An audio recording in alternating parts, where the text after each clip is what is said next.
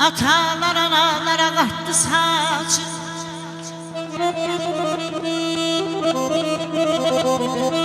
belə yatalar analara qattı saçı, böydə böydə bizi qocaldı balam.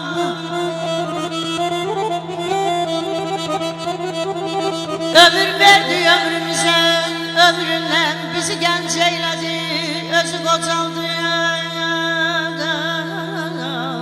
daman ey.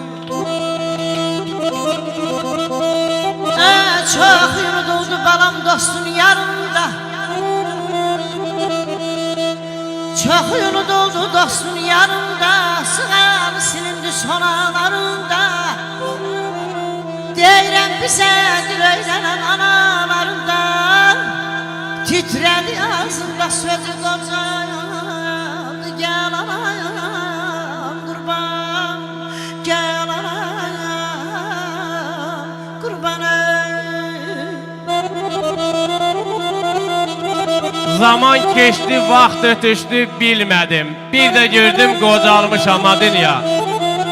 Qara saça vaxtından tirdən düşdü, gərdişinə kənc qalmışam adın-ya. Elə bilmə xəbərim yox bilmirəm, elə bilmə etdiyini görmürəm. Düşünmə ki, mən səni çox sevmirəm, səni sözlə yaşatmışam adın-ya. Səni sözlə yaşatmışam adın-ya. Sağ ol ihtiyar. Allah ağsaqqallarımıza, alçəklərimizə can sağlığı versin. Ömür versin, nəvə nəticə toy görsünlər inşallah.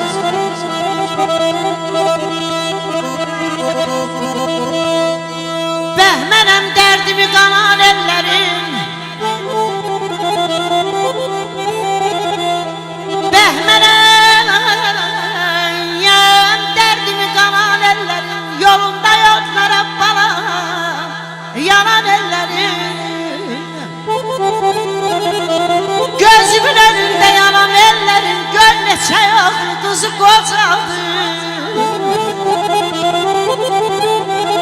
Aşıqam yara dərman, yar olar yara dərman, yan.